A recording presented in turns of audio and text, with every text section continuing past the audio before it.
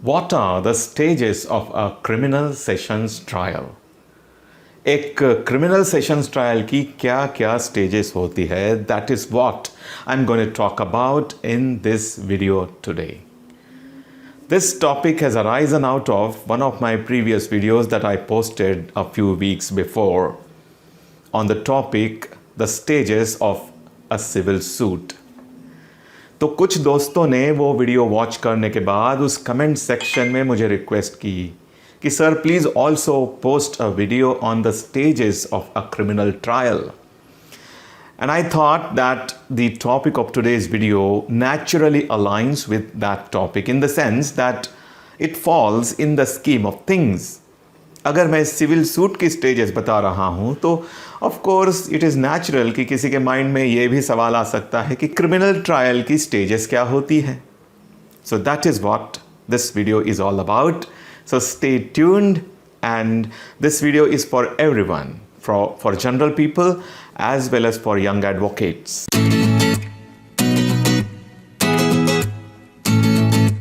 मुझे याद है जब करीबन 30-35 साल पहले, 30-32 साल हो गए होंगे, मैं लॉ स्टूडेंट था. तब मैं कॉलेज से डिस्ट्रिक्ट कोर्ट जाता था, district and sessions court at Nagpur. My father was a public prosecutor then and उनकी ट्रायल्स चलती रहती थी, क्रिमिनल ट्रायल्स. मुझे ये सब पता नहीं था.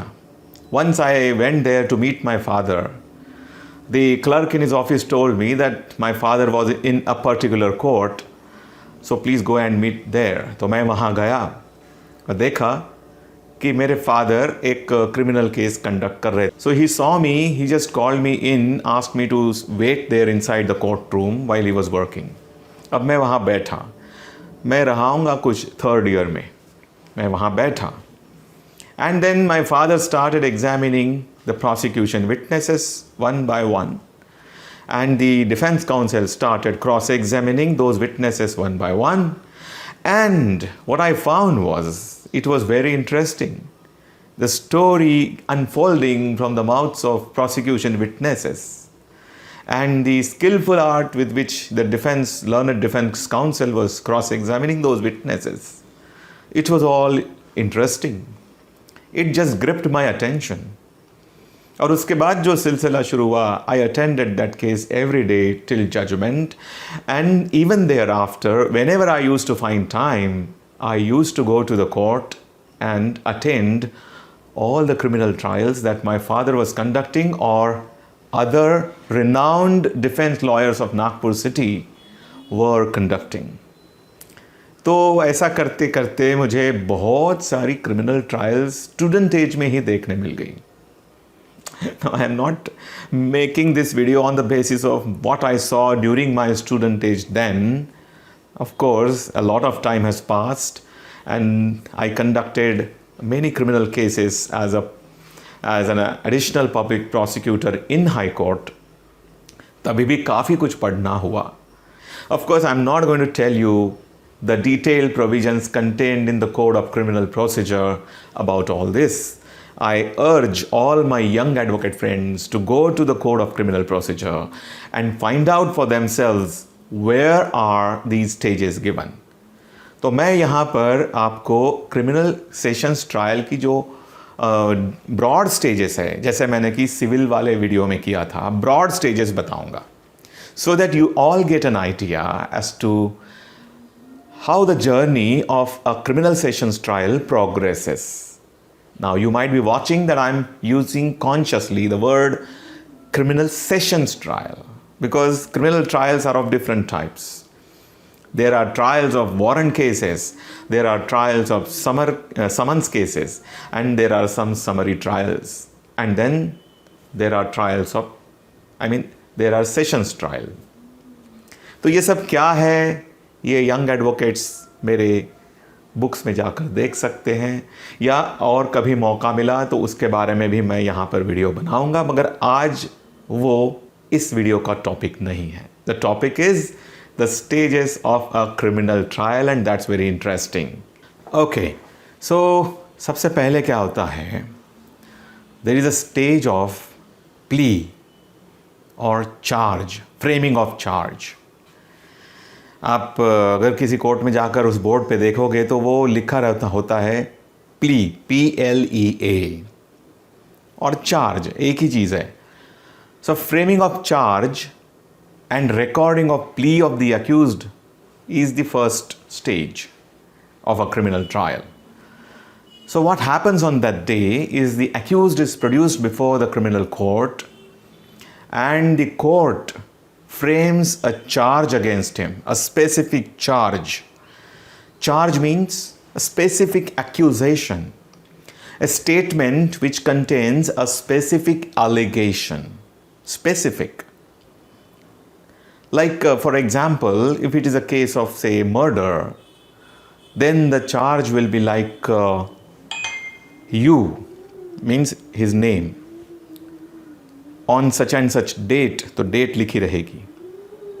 At such and such location, तो वो जगह का नाम लिखा रहेगा. At such and such time, killed such and such person, तो वो नाम लिखा रहेगा. And thus committed the offense of murder under Indian Penal Code.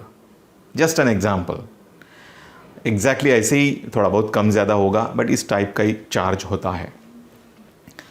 अब उस अक्यूज ने उस ऑफेंस के साथ और भी कुछ ऑफेंसेस किए होंगे, तो वो ऑफेंसेस के भी चार्जेस उस दिन फ्रेम किए जाते हैं.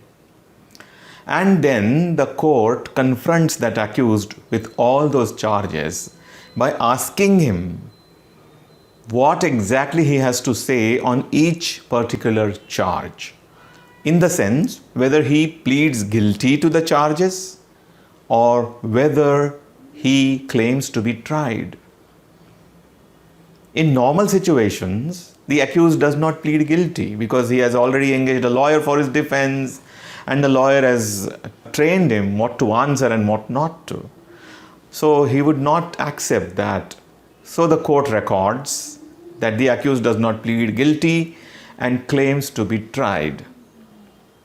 So that's the first stage of framing charge, making a specific accusation, a specific allegation of having committed a crime as mentioned in the charge.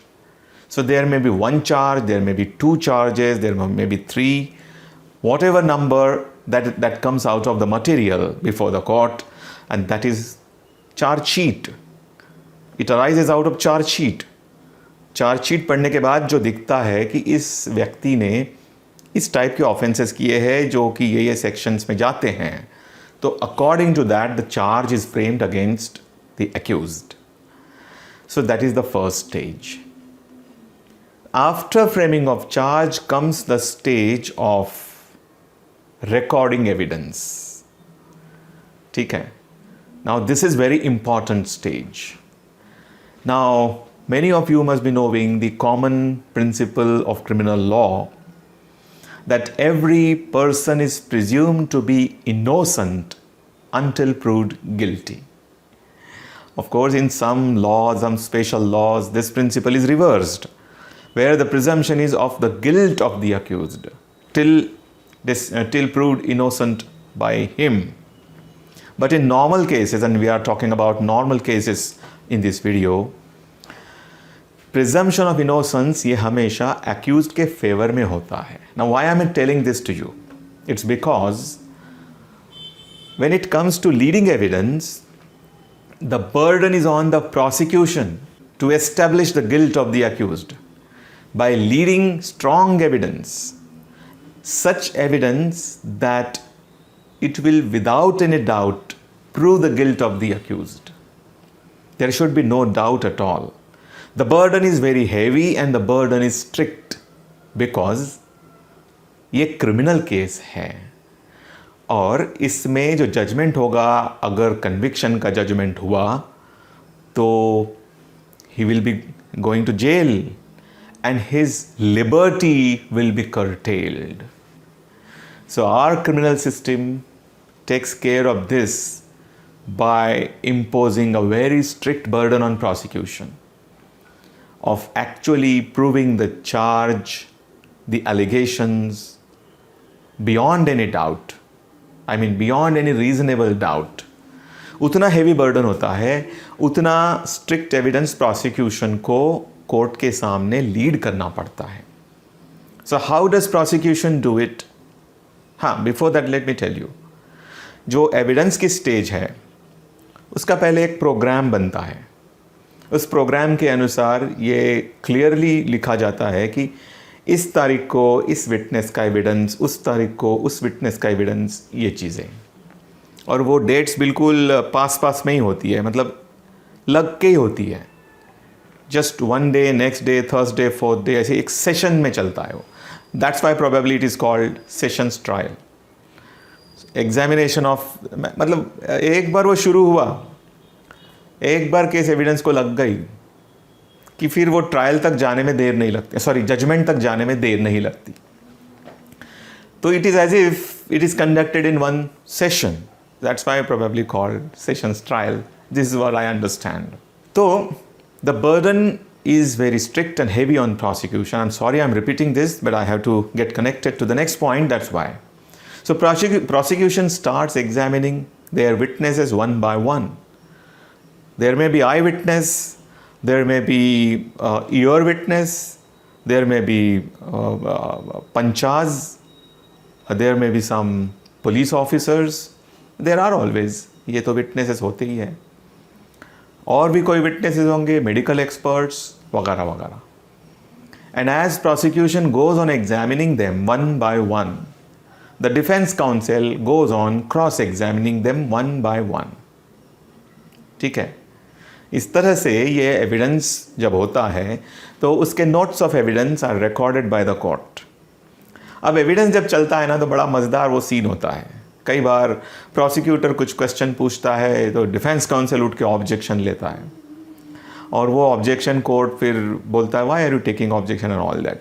यही चीज़ें हमें काफ़ी ड्रामेटाइज करके मूवी में देखने को मिलती. आपने देखा होगा ऑब्जेक्शन माय लॉर्ड वगैरह वगैरह जो बोलते हैं, and then the court says objection sustained, objection overruled. वहाँ काफ़ी ड्रामेटाइज्ड वे में वो दिखाया जाता है, बट ये चीज़ें होती है. प्रोसिक्यूशन ने पूछे हुए किसी प्रश्न पर अगर डिफेंस काउंसिल को ऑब्जेक्शन है तो वो लेता है, डिफेंस के ऊपर होगा तो प्रोसिक्यूटर लेता है. इस तरह से ये चीज़ें होती हैं. So after the cross examination is over, and if the law permits and if the situation requires, the prosecutor may conduct re examination of that witness.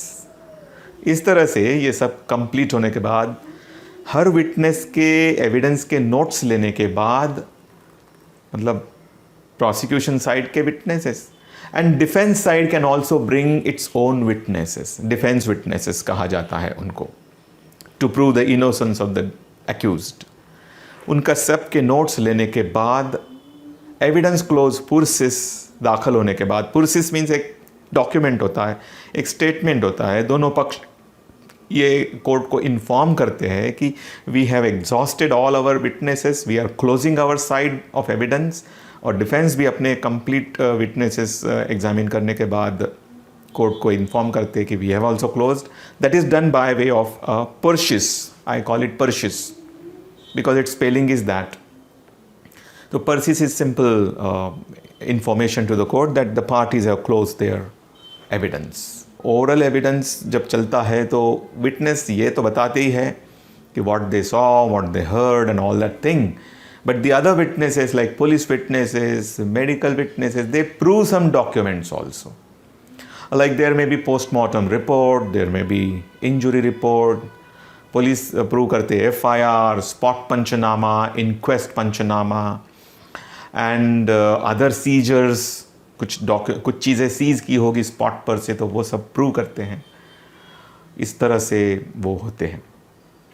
Then there में भी सम कॉन्ट्रडिक्शंस, ओमिशंस वगैरह, वो भी एक अलग टॉपिक है video का. आज मैं उसमें नहीं जाऊंगा. Just understand the thing is, evidence के दरमियान the burden is on the prosecution, and after the prosecution discharges it's burden, it shifts on the other side, that is defence side.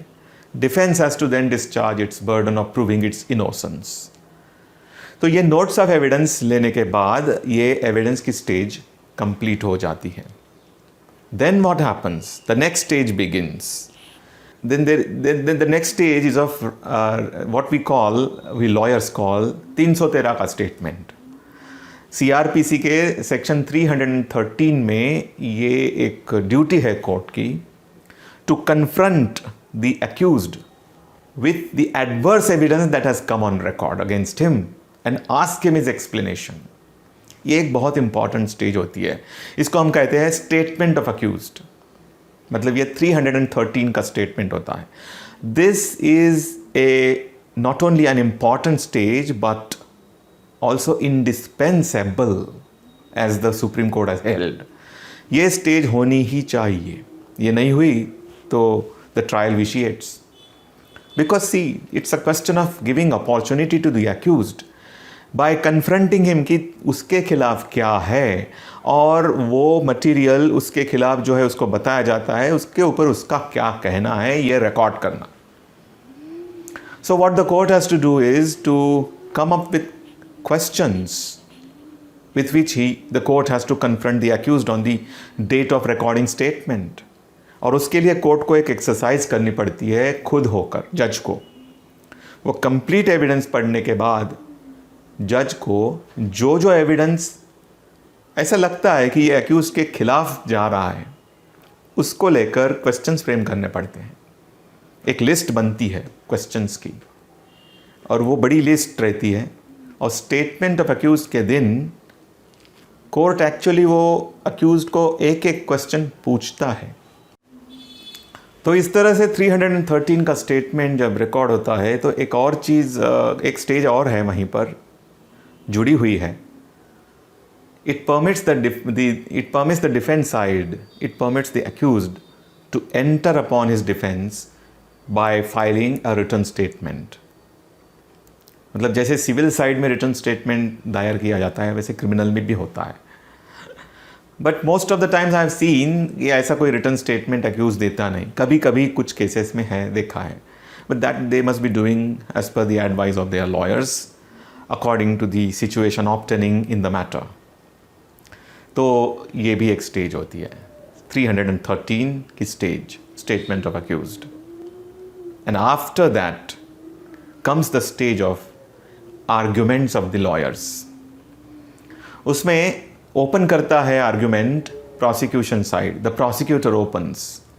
The prosecutor on the basis of the recorded evidence tries to persuade the court that the offense with which the accused is charged has been established beyond any reasonable doubt. It is proved. ये कोशिश prosecutor की होती है.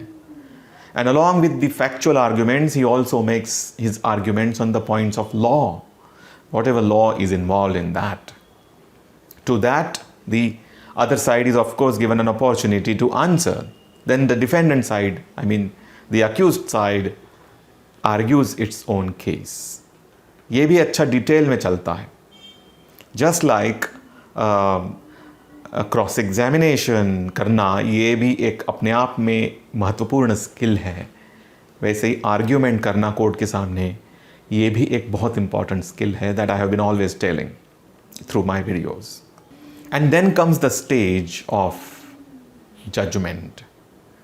After arguments are over, the court, in its chamber in a peaceful manner, looks at entire material that has come during the trial before it. It looks at the charge sheet, it looks at the charges, the plea that is recorded, it looks at the notes of evidence, it looks at the written statement, if any, filed by the accused, it looks at the documents that are proved, और evidence act के principles apply करके और वकीलों ने जो argument किया वो उसके ऊपर ठंडे दिमाग से विचार करके जज एक कंक्लूजन पर आता है. And on the day of judgement it pronounces its verdict in which the court में either acquit the accused or hold him guilty. अब बात यहाँ ख़त्म नहीं होती, मतलब अगर एक्विट कर दिया तो ख़त्म होती है. But if the court holds the accused guilty, तुरंत वहाँ पर कोर्ट सेंटेंस प्रोनाउंस नहीं करते. वहाँ पर एक स्टेज होती है छोटी सी हियरिंग की, on the quantum of punishment, कि अब तुमको मैंने कन्विक्ट तो कर दिया है, मैंने तुमको गिल्टी तो होल्ड कर दिया है, मगर अब पनिशमेंट कितनी देना, इस पर आपका क्या कहना है मिस्टर अक्यूज्ड, ये बात पूछी जाती है. So usually it happens that after the court delivers it's verdict of conviction, वहीं पर कोर्ट दोनों पक्षों को इस पॉइंट पर सुनते हैं कि क्वांटम ऑफ पनिशमेंट क्या होगी. तो उसमें प्रोसिक्यूटर अपने साइड से नॉर्मली यही कहते हैं कि maximum punishment should be imposed upon the accused as is provided in law. Suppose if the law provides 10 years of imprisonment as a maximum punishment, 7 to 10, the prosecutor would try to argue that 10 years maximum punishment should be imposed with fine. Or if it is a life imprisonment offense, then life imprisonment. Or if it is a matter of death sentence, तो death sentence की बात करेंगे. And then that is replied by the defense counsel by pointing out circumstances which would persuade the court to impose minimum sentence. देखो इसमें भी वो काफ़ी बड़ा jurisprudence है, criminal jurisprudence. There are things like aggravating circumstances and then mitigating factors.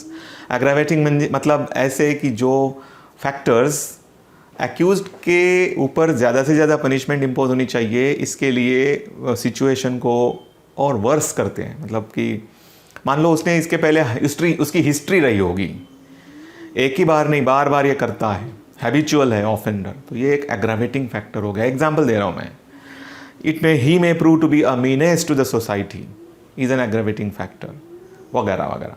And mitigating factors means ऐसे factors जो punishment की जो सिविरिटी है उसको कम करते हैं. यानी कोर्ट के माइंड में कन्विंस करने की कोशिश की जाती है कि पनिशमेंट कम से कम रहे, क्योंकि ये आदमी अच्छा है, यंग है, पहली बार इसका हुआ है तो इसको पछतावा हो रहा है, और ये भी हो सकते हैं ये मैरिड है, अगर ये जेल में रहा तो इसके ऊपर जो डिपेंडेंट लोग हैं वो सफ़र होंगे, वगैरह वगैरह इस टाइप के. तो बहुत सारे दिमाग लगा के वो वकील लोग करते हैं इन चीज़ों को. तो ये सुनने के बाद then the court again dictates a short order of imposition of punishment. तो तब एक्चुअल पनिशमेंट कितनी होगी, कितने साल की इम्प्रिजनमेंट होगी, ये सब उसमें दिया जाता है. Normally that order of punishment is like he is sentenced to say for example 10 years imprisonment in one offense, 7 years imprisonment in another offense, 3 years imprisonment in third offense. तो ये वैसी तो हो जाएगी 10 + 7 + 3, 20 years of imprisonment. But then the courts normally make it clear that all these sentences shall run concurrently. एक साथ चलेगी, ऐसे नहीं कि एक ख़त्म होने के बाद दूसरी, दूसरे के बाद तीसरी. तो ये हमारे CRPC में ये सब चीज़ें दी हुई है, उस हिसाब से वो होता है. कॉन्जिक्यूटिव पनिशमेंट्स भी होती है, कंकरेंट भी होती है, but in normal course the punishment that is imposed is concurrent. Then court also imposes some fine in monetary terms, and then makes it clear that if the fine is not paid, that means if default is committed in payment of fine, then the accused shall further undergo imprisonment for say 6 months, maybe 2 months, whatever the court thinks fit. So in default वो भी imprisonment होती है, तो वो और बढ़ती है उसकी. So that is how the punishment order is made in criminal matters. In addition to conviction, then there is a punishment. हाँ, ये भी हो सकता है कि जैसे 10 charges लगे हैं, तो 10 में से court finds that accused guilty of say 6 charges and finds not guilty in remaining 4. The court makes it clear that he is acquitted of these charges. He is convicted in these and acquitted in these. ऐसा स्पष्ट होता है. So that's how it happens. And after the judgment comes, suppose if it's a judgment of acquittal and if the prosecution side is aggrieved, then the prosecution can move an appeal to the higher court for challenging that acquittal order.